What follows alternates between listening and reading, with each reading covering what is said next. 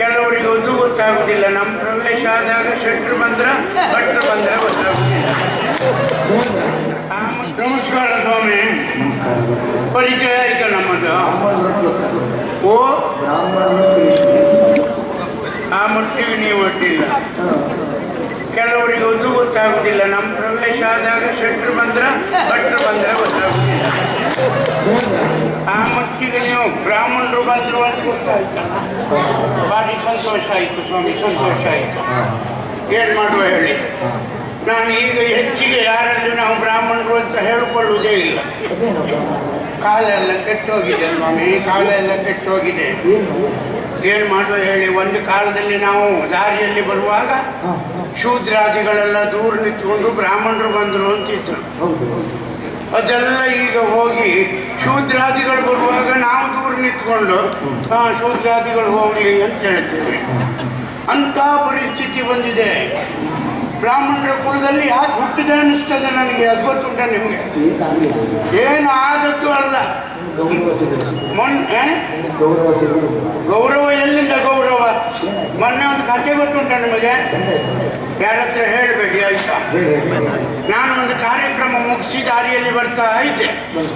ನಮ್ಮನೆ ಪಕ್ಕದವ ಒಬ್ಬ ಬಹುತೇಕ ಅಂಗಡಿಗೂ ಏನು ಹೋಗಿ ಬಂದ ಏನು ಬಂದವನ್ನ ಕೇಳ್ದ, ಭಟ್ರೆ ಎಲ್ಲಿ ಹೋಗಿದ್ದೀರಿ ಕೇಳ್ದ. ನಾನೊಂದು ಕಾರ್ಯಕ್ರಮಕ್ಕೆ ಹೋಗಿದ್ದು ಅಂದೆ. ಎಷ್ಟು ಕೊಟ್ಟರು ಕೇಳ್ದ. ಅದೆಲ್ಲ ಕೇಳಬಾರ್ದು. ಕೆಲವರು ಕೊಡ್ತಾರೆ, ಕೆಲವರು ಕೊಡುವುದಿಲ್ಲ. ಅದೆಲ್ಲ ನಾವು ಹೇಳೋದು ಇಲ್ಲ ಅಂದೆ. ಹಾಗೆ ಮಾತಾಡ್ತಾ ಇರುವಾಗ ಒಂದೇ ಸಲ ಜೋರಾದ. ಎಂತದ ಕೇಳಿದೆ.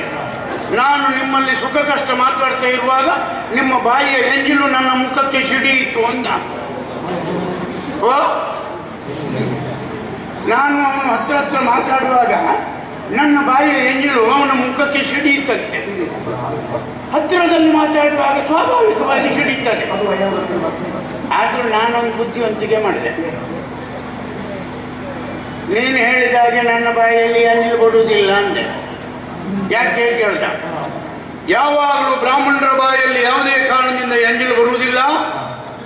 ಅವರು ಸದಾಕಾಲ ವೇದವನ್ನು ಉಚ್ಚಾರ ಮಾಡ್ತಾ ಇರುವಾಗ ಅದೇನಾದರೂ ಬಂದದ್ದಿದ್ರೆ ವೇದ ತೀರ್ಥವೇ ಹೊರತು ಎಂಜಿಲಲ್ಲ. ಓ ಅಲ್ಲ, ನಾ ಹೇಳಿ ಸರಿ ಉಂಟು. ಅವ ಅಲ್ಲಿಗೆ ಹೇಳ್ದ, ಭಟ್ರೆ ನಮ್ಮ ಅಜ್ಜಿ ಸತ್ತು 15 ದಿವಸ ಆಯಿತು ಅಂದ. ಅದಕ್ಕೂ ಇದಕ್ಕೂ ಏನು ಸಂಬಂಧ ಕೇಳಿದೆ. ಅಲ್ಲ, ಬೇರೆ ಏನಲ್ಲ, ಅದು ಅಜ್ಜಿ ಮೂಳೆ ಉಂಟಲ್ಲ, ಅಸ್ಥಿ, ಅದನ್ನು ಹಿಡ್ಕೊಂಡು ಗೋಕರ್ಣಕ್ಕೆ ಹೋಗ್ಬೇಕು ಅಂತ ಹೊರಟಿದ್ದೆ ಅಂದ. ಕೋಟಿ ತೀರ್ಥಕ್ಕೆ ಎಂತ ಖರ್ಚಿಗೆ ಏನಾದರೂ ಬೇಕಾ ಅಂತ ಹೇಳಿದೆ. ಅದೇನು ಬೇಡ ಅಂದ. ಯಾಕೆ ಕೇಳಿದೆ. ನಿಮ್ಮನ್ನು ನೋಡಿದ ಮೇಲೆ ನಾ ಗೋಕರ್ಣಕ್ಕೆ ಹೋಗುವುದನ್ನು ನಿಲ್ಲಿಸಿದೆ ಅಂದ. ಯಾಕೋ ಪುಣ್ಯಾತ್ಮ ಕೇಳಿದೆ. ಗೋಕರ್ಣಕ್ಕೆ ಅಸ್ಥಿಯನ್ನು ತಗೊಂಡು ಹೋಗಿ ಹಾಕುವುದು ಕೋಟಿ ತೀರ್ಥದಲ್ಲಲ್ವಾ? ನಿಮ್ಮ ಬಾಯಲ್ಲಿ ವೇದ ತೀರ್ಥ ಬರ್ತದಲ್ಲ, ನಿಮ್ಮ ಬಾಯಿಗೆ ಮೂಳೆ ಹಾಕ್ತೇನೆ. ಏಕಾ ಅಲ್ಲಿಂದ ಓಡ್ಲಿಕ್ಕೆ ಶುರು ಮಾಡಿದವ ನಾನು ಮನೆ ಒಳಗೆ ಹೋಗಿ ನಿಂತದ್ದು.